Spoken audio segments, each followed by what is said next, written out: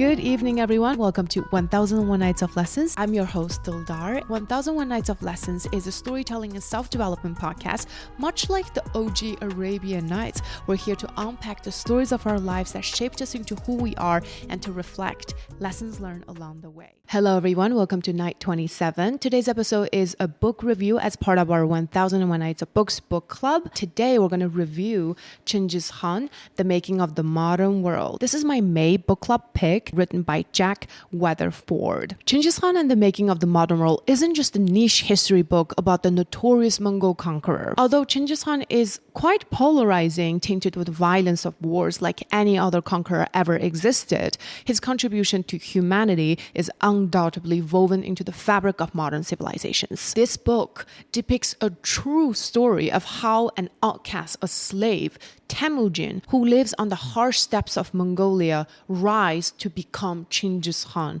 the founder of the largest contiguous empire in human history. Do you have chills? Because I do. From uniting warring tribes on the steppe to forging vast empires on horsebacks alone, Genghis Khan connected civilizations, revolutionized warfares, and laid on the foundations for global trade, religious freedom, legal systems, and cultural exchanges. We'll dive into Genghis Khan's childhood, early hardships that he's been through, how it has shaped him, and the progression of his reign from nothing to an entire freaking empire, all the interesting warfare techniques I've learned from the book, from him, of course, the end, his death, and also the legacy he left behind the generations after him. One segment I'm really excited to also share with you is the historical connections between Mongols and Uyghurs, because I'm an Uyghur girl myself, so it was really interesting for me to piece together the connections in that period of history. This is going to be a history-packed, knowledge-packed episode. If you're into history and a little bit nerdy, this episode is for you. Let's get into some announcements and chit chat. Let's talk about my reading experience first, because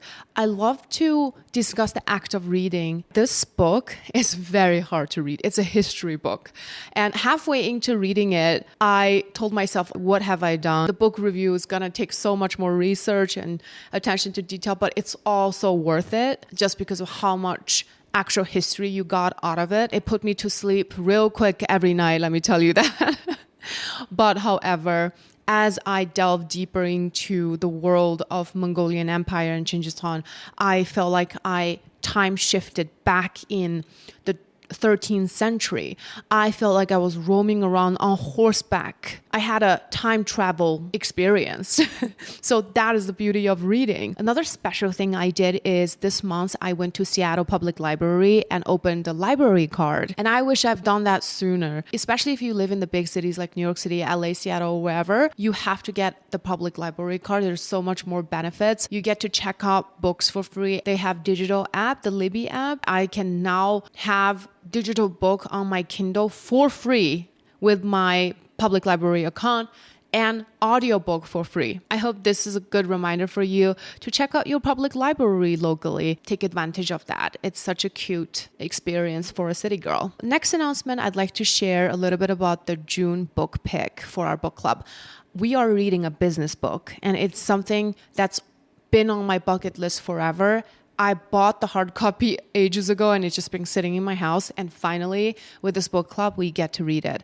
I'm not going to announce the title yet, but stay to the end of this book review. I'm also revealing the giveaway details for May. So if you want to enter the giveaway, stay to the end of this book review. Let's start from the beginning. When Genghis Khan was Temujin, when he was a 9-year-old little boy, because everything started when his father Yasuge was poisoned by the Tatar tribe. That is already a traumatic event a 9-year-old had to go through and witness. The hardship started from there. The entire childhood and early years of Genghis Khan were unbelievably challenging, excruciating, heartbreaking. You can't even write this. It's So original. How the whole poisoning thing happened was that Genghis Khan turned 9 years old. His father was also the Khan of a respectful Mongol tribal family. His father thought, my son is 9 now, it's time to get him a wife. And the arranged marriage family is the Angeret family. During the visit, his father, Yesuge, decided to do a little excursion and visit nearby tribes, relax and have fun, let the steam out a little bit. What do you do in 13th century on Mongolian steppe besides drinking and roaming around? But he went in disguise because he doesn't want to expose his identity in vulnerable enemy territories, knowing that the Tatar tribe had old vendetta with his own Mongolian family tribe. While Yesuge was drinking and having fun, one of them recognized him, decides to poison him as a revenge. And just like that, Genghis Khan's father died. Just imagine, at 9 years old, that was a devastating loss. This loss of the head of the family means to Hoylong, Temujin's mother, that they were vulnerable to lootery, rape. Once Yesugin was gone, the entire tribe abandoned Temujin's family. Like I mentioned before, Hoylong was quite literally alone on the steppe. Now let's talk about the second horrific traumatic thing from Genghis Khan's childhood. This one is kind of his own doing from the pressure of the steppe. He basically killed his half-brother. It broke his mother's heart. During this time of surviving on the steppe, the tension between the brother rose. One of Temujin's older brother was very hungry for power and control in the family and will not allow any other opposing voice or opposing power to exist. His teenage years, around 13 years old, he murdered his own half-brother for survival and power. Just from this move alone, you can tell Genghis Khan needs to stay in control and power as well. He needs to decide his own destiny and will take out quite literally anything on his way. After Bakhtur died, Temujin, as a young warrior, he started to gain influence through his early stage leadership, especially among other outcasts just like himself. He was quite a force to be reckoned with. Tayachud is a sub-Mongolian tribe that heard of Temujin's rise of power and influence on the steppe. They attacked his family and captured him. So this is trauma number 3. He became a slave to the Tayachud clan. But he eventually escaped with the help of Tayachud clan inside members who saw the potential of Temujin and feel bad for him. They helped him escape. So actually, let's skip timeline a little bit. After he escaped, he remembered everyone who has helped him. Once he became Genghis Khan, he rewarded those who have helped him in his early and childhood days. Let's pause and discuss what this means to Temujin's character development. I think being betrayed by his own blood and family early on after his father was poisoned told him that you can't really trust those even if they are your family. Early on, he learned to reward loyalty, and he disregarded blood relations, familial ties, which is such a rebellious thing to do for a Mongol on the steppe at the time, because in Mongolian culture, family, tribes, clan, that is above everything. Family first, blood first, tribe sticks together. But Temujin put himself first and look at who is willing to rally around him and reward loyalty. Because of this, he will gather so many talented people that are not family to help him build his empire. We cannot not talk about Temujin's marriage with Borte. Temujin is a romantic at heart. Did you know that he started a war, his first ever war on the Mongolian steppe, for love? At 9 years old, Temujin was arranged marriage to Borte, but then he has to leave and be a nomadic warrior. So much more has happened to him, as we just talked about. Years later, when Temujin was about 18 and 19 years old, he returned to the Angeret tribe, found Borte, and realized that she has been waiting all these years.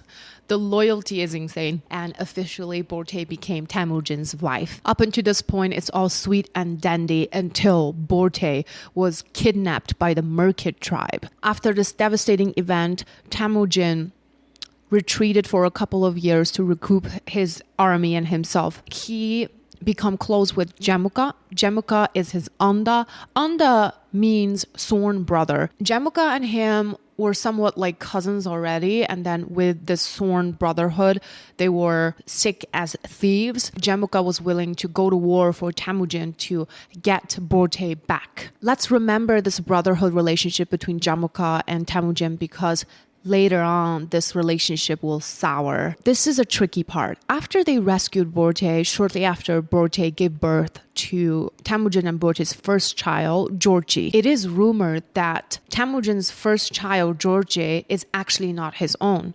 During the time when Borte was kidnapped, it's very likely that the market people impregnated her. And this is a thing. Mongolian women on the steppe were constantly subjected to and kidnapping. Later on, when Genghis Khan became the king of entire Mongolia, he written it in his law that no of women, no kidnapping of women are allowed under his watch. So these are the key events and key turning points in Temujin's childhood and early years. For him, surviving is not enough. In order to survive, the only option Temujin had is to gain power. He was not bound by any of these old costumes and ways of thinking. He had the guts to challenge it all. I'd like to share the sponsor of today's episode. It is me. Follow the podcast 1001 Nights of Lessons wherever you listen on Spotify, Apple Podcasts, and YouTube. And if you've been enjoying the podcast, you can leave a 5-star review on Spotify or Apple. That would help me reach my goal of growing the podcast in 2025. Lastly, check out my vlog channel at Dildar Abdu, where I experiment on trying new things to improve my life 2 weeks at a time. I'll link everything in the show notes. Thank you so much for listening. I love you guys. Let's go back into the episode. Let's talk about how Temujin was able to become Genghis Khan and slowly, piece by piece, expand his Mongol empire into continents. And it all has to start from his homeland, the Mongolian steppe. He realizes that the first thing he needs to do is to unite the Mongolian steppe under his rule. In late 12th century, there were hundreds of tribes. With that comes conflicts. Temujin recognizes that as a problem, and he believes he can unite the entire Mongolian steppe into one. It starts from starting a war with his own sworn brother, Jemuka. Jemuka himself was also a very influential, powerful leader among the Mongols. However, as two strong leaders, there is a problem. Their vision for the Mongols are completely different. Temujin, as I mentioned earlier, rewards loyalty and all of that, right? This has evolved into a merit-based system. How he likes to run things is based on merit, not by blood or hierarchy. Jemuka believes in an aristocratic order, very much a traditionalist. Temujin realizes that he has to go on his own, and the only way that he's able to do that is conquer Jemuka's tribe first, because Jemuka is not one that would submit. That leaves them no option but war. Retrospectively, this war between Jemuka was so significant because it wasn't just the power struggles between two brothers. It was a war, a fight between two different Mongol futures. There's another very influential Mongol tribe called Anka. So Jemuka immediately formed an alliance with Anka to take out Temujin, as Temujin's power has been growing day by day. In the beginning, this conflict between Jemuka and Temujin was really beneficial to Anka because he could keep Jemuka and Temujin in war to weaken both of his opponents. It's kind of like what US did in World War II. Because Jemuka formed an alliance with Anka, that made their forces so strong that Temujin lost the first war, the Battle of Dalas Beljut, in year 1187. This loss was brutal for Temujin. After this loss, Temujin disappeared into the background, quietly worked on regrouping his army, and formed new alliances to strengthen his power outside of the Mongolian tribes. This is when the Uyghur people, my ancestor enter the chat. In year 1200, this is the first time Temujin collaborated and formed an alliance with the Uyghur Khanate. And at this period, Temujin managed to create a cross-functional, diverse army. 4 years later, Temujin is ready for war. And this time, he was determined to take back nothing but victory. So the Battle of Chakramaut begins. And we all know the result of this war. He won decisively and actually even showed mercy to Jamukha and allowed him to just exile to honor the Ongda bond he has with Jamukha. However, Jamukha asked for a honorable death instead because his ego could never. The impact of the victory over Jamukha in year 1204 was monumental. The victory skyrocketed Temujin's reputation across the Mongolian steppe. This symbolized the start of the merit-based system among the Mongols. So many civilians, people, even enemies of Temujin were so sick of the aristocratic rule, and therefore they happily surrendered to Temujin. After the war, he took a couple years, to rest. During this resting period, he recognized the lack of law and order. So he started basically a constitutional law of the Mongol people called Yasa, the Code of Yasa. It's the first law for Mongol people. And he took from his experience what he thinks is best for the Mongol people and laid out some ground rules. We talked about no women earlier, no kidnapping of women, no stealing, no theft. He forbade the enslavement of any Mongols, and he took that very seriously to heart. If any of his Mongol people are enslaved, he will do anything to seek revenge. And I think that comes from his experience of being a slave to the Tayachut people. And last but not least, he ensured religious freedom. He welcomes all different religion, whether it's Christianity, Islam, Buddhism. He welcomed all of them to flourish. He respects all the different gods. He himself is spiritual and religious in a way that he worships the eternal blue sky. In year 1206 marks the official coronation of Genghis Khan, and this is the year where Temujin transformed into Genghis Khan, and this name will echo across let me not be so dramatic, yeah? The coronation is called the Grand Kurultai. He invited every tribal leaders. It happened near Anang River in the heartland of Mongolia. From now on in the story, I will refer to Temujin as Genghis Khan, one universal ruler. Other thing to note that this Kurultai ceremony also marks for the first time ever in Mongol history, Mongolians are reunited under one unity. So now let's look into details of his expansion in Asia, Central Asia, in a chronological order. Hopefully this will give you an idea on the sheer skill, the amount of wars he has to do on horsebacks with his army. Hands down, Genghis Khan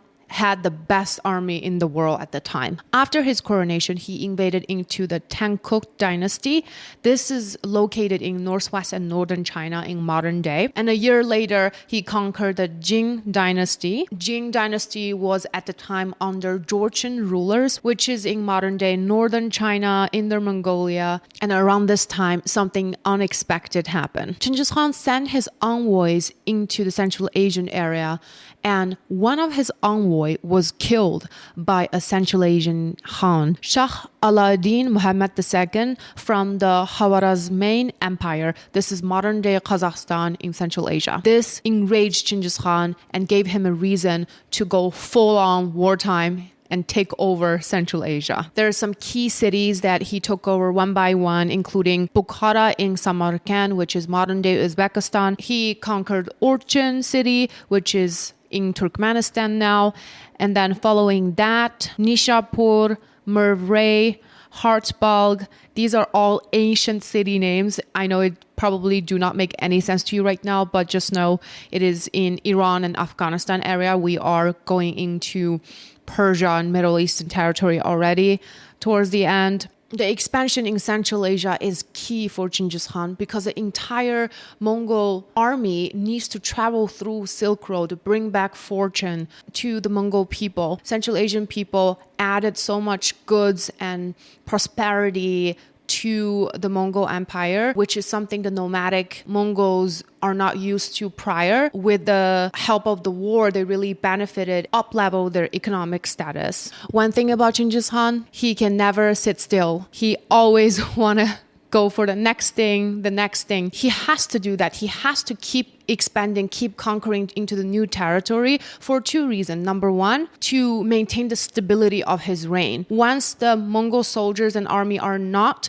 present, it's easy for the region to go back into their own way. His army needs to be constantly on the go, establish presence in that way to tie the whole world together. Number two, he will need more goods, and the only way to get it is to get into a new market, because after a while, the country that has paid him tribute will have nothing left, or the tribute will be less and less. Every time when he conquers a city, he gives the people option to surrender, and once they do, moving forward, they're obligated to pay Genghis Khan and the Mongol Empire tributes in order to have more goods to feed his own people that are growing more and more hungry for this luxurious lifestyle. So that is why in his 60s, he decides to go further beyond Central Asia, go into southern Russia and Western Kazakhstan territory. This war is called the Caucasus and Southern Steppe Raid, which took place in 1221 to 1223. After he returned from the Caucasus and Southern Steppe Raid, he decided to pivot back to Asia and reinforce his reign over Shah dynasty. The Western Shah dynasty had previously already submitted to Genghis Khan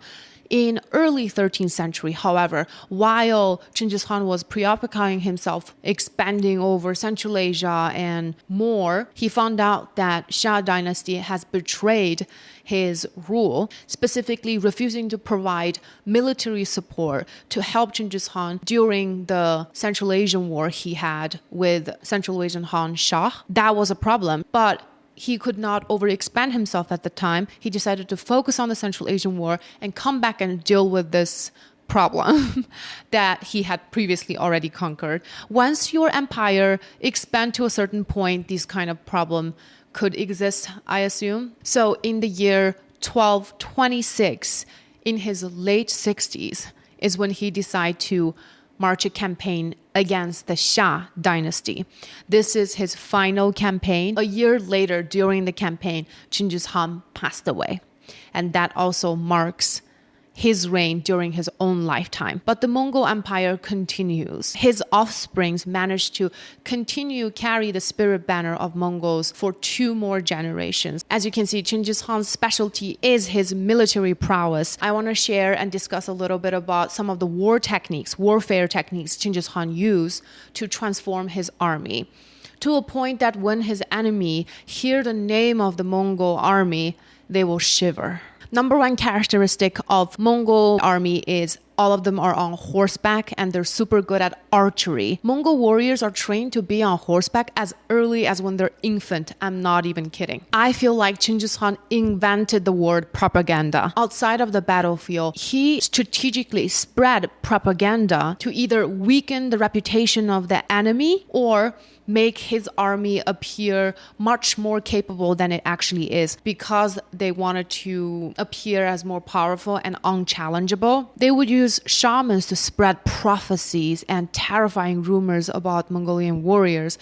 before they arrive at a city, circulating exaggerating war death number in Persia and Middle East. All the propagandas Genghis Khan utilized had proven to be super effective and added to a psychological advantage to its army. Let's take a look at inside the world's strongest army in 13th century. What kind of strategy Genghis Khan used to train his warriors? As you can imagine, Genghis Khan has a huge army, so he uses the decimal system to manage his army. His army is split into the units of 10, 100, 1,000, and 10,000. This decimal system makes it really easy to manage and spread commands and information as fast as possible, as effective as possible. Because there's units of different sizes at wartime, Genghis Khan and his generals can be really flexible in dispensing army of different sizes whenever they need it. Essentially, from the chaos of the steppe, Genghis Khan built a war machine that moved like a single breathing living organism.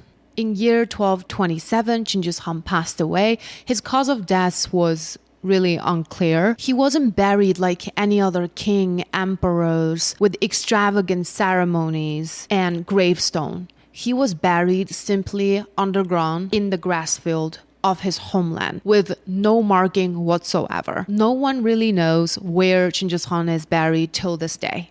It is a mystery. This is to protect his soul to rest in peace. The only thing we know, he chose to be buried in the heartland of Mongolia where his heart belonged. This can be shown throughout his years as well. Like every time when he conquered a city, he would return home. The possible burial site of Genghis Khan is near Burqan Khaldun. Burqan Khaldun is in the heartland of Mongolia, and it is a sacred mountain for the Mongolian people. In Mongol culture, the soul of a warrior lives on in the banner, in the spirit banner, as long as the spirit banner is blowing in the wind. In that sense, Genghis Khan's spirit banner marched across Asia, Middle East, Europe for another 2 generations after his death. So next, let's talk about the connections between Uyghurs and Mongols. I'm really grateful this book has taught me something about my own ancestors that I actually have no idea before. The Uyghurs are an early alliance to Genghis Khan and the Mongol Empire and has stayed loyal the entire time. It all starts in early 13th century, the year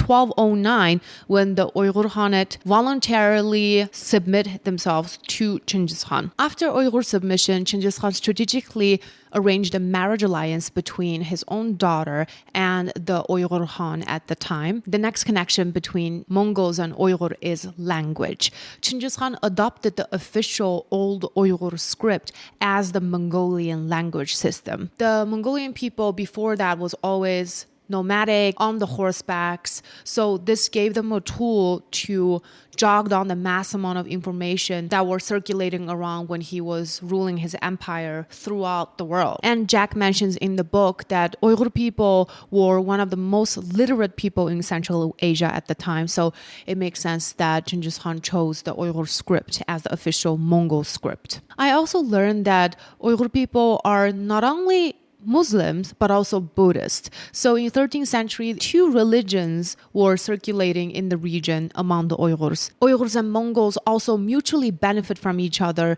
in military sense as well. Uyghurs at the time had helped Genghis Khan's conquest in Central Asia a great deal by providing military troops, providing logistical supports. The knowledge of Uyghur people of the Silk Road was vital to Genghis Khan's army. Genghis Khan's army heavily relied on Silk Road to explore and come back, and also use Silk Road to flow goods. In return, Genghis Khan has promised protection to Uyghur people on the Silk Road and throughout Central Asia. At one point, Genghis Khan returned from his conquest and helped Uyghur fought against Naiman against their religious persecutions and subjugations to Uyghur people. And this war really strengthened the ties between Uyghurs and Mongol as well. The Mongolian Empire was not just built on blood and arrows, but also with ink, alliances, and brilliant minds like the Uyghurs. The Uyghurs didn't just survive the Mongol storm in 13th century. They helped guide it. Those are the strong connections between Uyghur and Mongol people. Now, let's talk about Genghis Khan's legacy, his offsprings. In Genghis Khan's late year, he quickly realized that his children are spoiled, not as militarily sharp like Genghis Khan himself. After all, Genghis Khan built everything from nothing, from being an outcast and a slave. In modern terms, his sons are nepo babies. In retrospect, Genghis Khan may have spent way too much time in his conquest than training his sons. In a powerful family like his, rivalry for power, fortune is almost unavoidable. Genghis Khan himself has murdered his half-brother for power as well. This sad, tragic history repeated itself among Genghis Khan's sons. Remember Georgi, the first son of Genghis Khan between Borte and him? The rumor that Georgi was not Genghis Khan's, his other sons in his late years has questioned and challenged Georgi's legitimacy in inheriting the throne. Tragically, Georgi died out of suspicious circumstances. We don't know who murdered Georgi. Some has rumored that Genghis Khan himself has murdered Georgi to clean up the rumors, number one, and also to avoid civil wars among his other sons. But that is not proven to be true. It is a possibility. It could also be possible that his other sons have murdered Georgi, but he died. His son Chagatai ruled over Central Asia and continued the merit-based system, honored the Yasa code of law that Genghis Khan has established. After Genghis Khan's death, Ogadai was the chosen successor of the Mongolian Empire. Ogadai quickly realized in order to keep the level of wealth for the empire, he needs to conquer like his father. That was the system his father has built. Under Ogadai's reign, Ogadai has reached for the first time deep into Europe, large part of Persia, further expanding his father's empire. However, he relied on Subadai, Genghis Khan's generals, a lot to continue running this war machine Genghis Khan has left behind. Oh my God, if you take a shot every time when I say Genghis Khan, you will be so drunk out of your mind right now. But it is what it is. Ogadai's biggest mistake, I would say, is establishing a capital city called Karakorum. He wanted to be like the other emperors in China or Europe, to have a capital city, to be more official, I guess, in his mind. But that was a mistake. The reason Genghis Khan was able to do what he did was because he was completely mobile. His army was completely mobile. Building a capital city and sustaining it takes tremendous amount of wealth and goods and energy and system. It just does not work for Mongolian Empire. The city at first consumed so much of Mongolian Empire's wealth, just burned through cash basically. After that, it just became this warehouse where the Mongols store their goods. Everybody just ditched the capital city and continue to do their nomadic lifestyle. The third successor of Mongolian Empire is Kublai, the grandson of Genghis Khan. And Kublai was a much better successor, Khan, and emperor than Ogadai for sure. Like his grandfather, he did things his way as well, to a point that he also ditched some of his grandfather's way of doing things. So Genghis Khan is very Mongol through and through, but Kublai decided to adopt the culture of the empire he's ruling over, which is in China. Kublai was the founder of Yuan dynasty in China. As the grandson of Genghis Khan, also as the first non-Han ruler of China. Yuan dynasty lasted from 1271 all the way into 14th century, 1368. So Kublai is definitely way less nomadic and way more imperial, and he's known for bridging the steppe and the city together. He, for the first time, created public school and made education accessible. This is keeping in mind in 13th, 14th century. He's already doing this very, very much ahead of his time. Let's talk about the end of the Mongolian Empire.